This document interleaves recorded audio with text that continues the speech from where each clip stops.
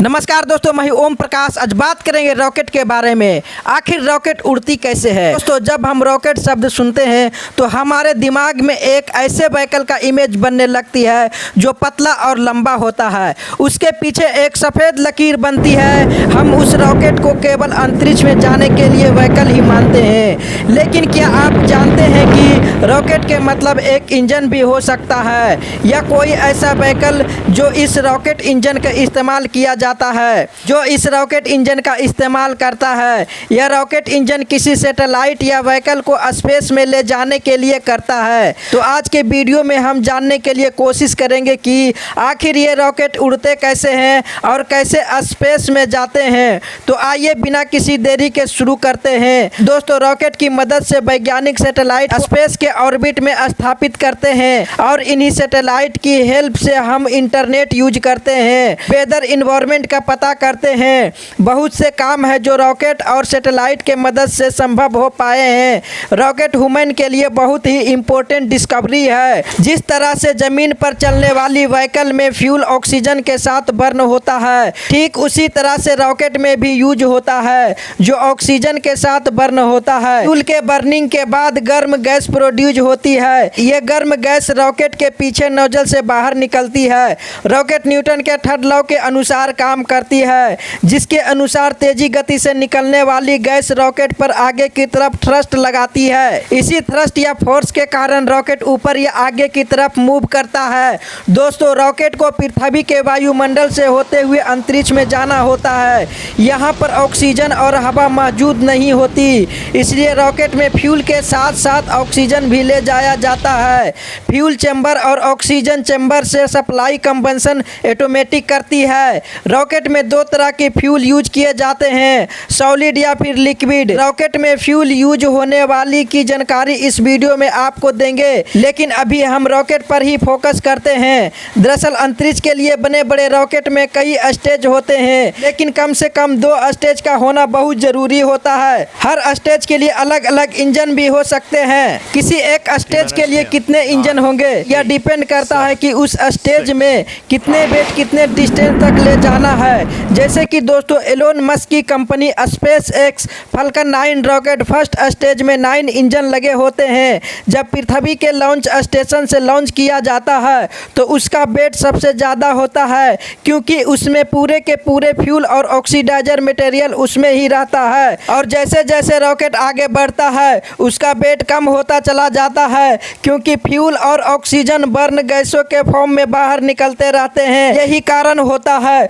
दोस्तों कि पहले स्टेज के लिए कई सारे इंजन लगाए जाते हैं। इसके साथ पृथ्वी के करीब वायुमंडल में मूव करने के लिए एक्स्ट्रा पावर की ज़रूरत पड़ती है, क्योंकि वायुमंडल के निचली लेयर में सबसे ज़्यादा डेंसिटी होती है। इसके लिए कई बार साइड बूस्टर इस्तेमाल किया जाता है, क्योंकि बाद में यूज होने के बाद रॉकेट से अलग हो जाती है। इसके साथ भी रॉकेट जितनी तेजी रफ्तार से आगे बढ़ता है और एयर का रेसिस्टेंस उतना ही ज़्यादा होता है, जिसे रॉकेट को ही फेस करना पड़ता है। हाई एयर रेसिस्टेंस के वजह से रॉकेट डैमेज हो सकता है और उसमें आग भी लग सकती है। इसलिए शुरू के स्टेज में रॉकेट को कम स्पीड मूव करने के लिए डिजाइन किया जाता है, जिससे कि एयर रेसिस्टेंस भी कम रहे और रॉकेट सही सलामत पृथ्वी के वायुमंडल से बाहर निकल जाए। रॉकेट जैसे जैसे ऊंचाई के तरफ बढ़ता जाएगा, वायुमंडल पतला होते चला जाएगा। इस कारण से एयर रेसिस्टेंस भी कम होता जाएगा। कहने का मतलब यह है कि रॉकेट लॉन्च होने के बाद स्टेज बढ़ेगा और धीरे धीरे कम होता जाएगा। रॉकेट पर मैक्सिमम स्ट्रेस या फिर रेसिस्टेंस का प्रेशर अधिक होता है, उसे मैक्सिमम डायनेमिक प्रेशर कहा जाता है। दोस्तों, स्पेस एक्स फाल्कन 9 और United Launch Alliance Atlas B के लिए मैक्सिमम लिफ्ट 80 से 90 सेकेंड के बाद 7 से 9 मील की हाइट के बीच डिपेंड होता है। इस स्टेज का पूरा हो जाता है तब रॉकेट पहले वाले हिस्से को गिरा देता है और दूसरे स्टेज को इग्नाइट कर देता है, और इस चरण में लोड काफ़ी कम होता है और निचला वातावरण के मुकाबले संघर्ष भी काफ़ी कम होता है। इसके बाद वायुमंडल डेंजर एरिया से निकलकर आगे बढ़ गया होता है। इसके बाद रॉकेट अपनी नोक पर लगे पॉइंट कैप को ऑटोमेटिकली अपने से अलग कर देता है। आगे स्टेज के दौरान रॉकेट के पेलोड को रेसिस्टेंस के सुरक्षा करता है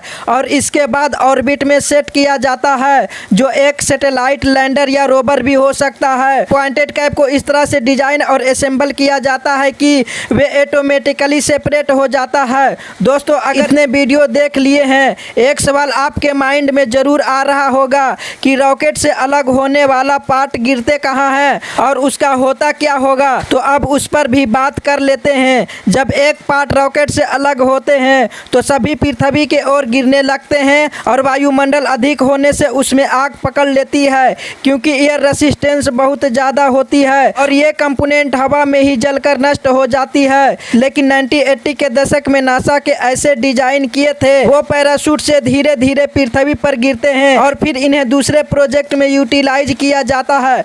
दोस्तों, इस कंपोनेंट में इस तरह से डिजाइन करना होता है कि कंपोनेंट नीचे आते वक्त खुद को कंट्रोल में रखे, जिससे कि एयर रेसिस्टेंस या दूसरे किसी कारण डैमेज ना हो सके। आज के कंपनी ने स्पेस एक्स, ब्लू होराइजन जैसे प्राइवेट कंपनी ने ऐसे रॉकेट बनाए हैं, पहली स्टेज के बाद धरती के तरफ वापस आ सकते हैं, खुद को सही सलामत जमीन पर उतार भी सकते हैं, क्योंकि रॉकेट के जितने पार्ट है दोबारा यूज किया जाएगा, मिशन उतना ही सस्ता होगा। दोस्तों, रॉकेट को प्रॉपर मूवमेंट के लिए निर्भर करता है उसके डिजाइन के ऊपर। रॉकेट के कुल 4 मेन कंपोनेंट होते हैं। पहले कंपोनेंट स्ट्रक्चरल सिस्टम कहते हैं, जो हल्का होता है लेकिन बहुत मजबूत होता है। इसके रॉकेट का सिलेंड्रिकल बॉडी, नोजल और दूसरे पार्ट पर भी होते हैं। इसमें रॉकेट का सिलेंड्रिकल बॉडी, नोजल और दूसरे पार्ट भी होते हैं। इसका मेन काम होता है जो पावर जनरेट हुई रॉकेट के सभी हिस्से तक पहुंचाना। स्पेस इंजीनियर रॉकेट को ऐसे स्ट्रक्चर और डिजाइन को मैन्युफैक्चर करते हैं जो वायुमंडल में कम से कम फ्रिक्शन डेवलप हो। रॉकेट को बेटर परफॉर्मेंस के लिए इसके टोटल वेट सही डिस्ट्रीब्यूशन के लिए बेहद इंपॉर्टेंट है। दोस्तों, वेट डिस्ट्रीब्यूशन ही रॉकेट को सेंटर और ग्रेविटी की पोजीशन तय करता है और इसी के बेसिस पर रॉकेट को कंट्रोल भी किया जाता है। रॉकेट का मेन काम होता है पेलोड को स्पेस तक पहुंचाना। पेलोड मिशन पर डिपेंड करता है। रॉकेट का दूसरा इंपॉर्टेंट कंपोनेंट पेलोड का सिस्टम ही होता है। एक सैटेलाइट होता है या दूसरा ऑब्जेक्ट होता है।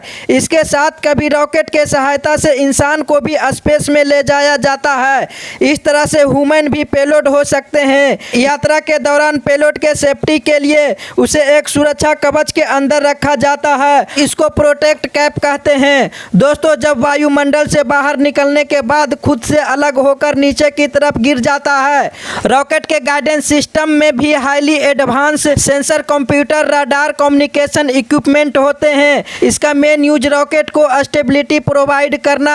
इसी के मदद से पृथ्वी पर बैठे साइंटिस्ट पूरी तरह से कंट्रोल करते हैं। रॉकेट स्ट्रक्चर का चौथा और सबसे इंपॉर्टेंट कंपोनेंट प्रोपल्शन सिस्टम होता है। रॉकेट के आगे की ओर एक थ्रस्ट लगाता है और रॉकेट मूव करने लगता है। अगर सिंपल भाषा में बोले तो इंजन का सारे पार्ट प्रोपल्शन के हिस्से होते हैं। इसमें tank, pump, propelling, power head और रॉकेट नोजल शामिल होते हैं। तो दोस्तों, इन चारों कंपोनेंट को आपस में असेंबल करके फुल स्केल रॉकेट और मिशन तैयार किया जाता है। अब रॉकेट फ्यूल की भी बात कर लेते हैं। रॉकेट में 2 तरह के फ्यूल यूज किए जाते हैं। या तो सॉलिड फ्यूल होता है जो दिवाली पटाखों में यूज होता है, या फिर लिक्विड फ्यूल हो सकता है। फ्यूल की आधार पर ही रॉकेट को सॉलिड रॉकेट या लिक्विड रॉकेट कहा जाता है। सॉलिड रॉकेट में फ्यूल और ऑक्सीडाइजर मिक्स करके एक ही चैम्बर में रखा जाता है, जबकि लिक्विड रॉकेट के केस में फ्यूल और ऑक्सीजन अलग अलग चैम्बर में स्टोर किया जाता है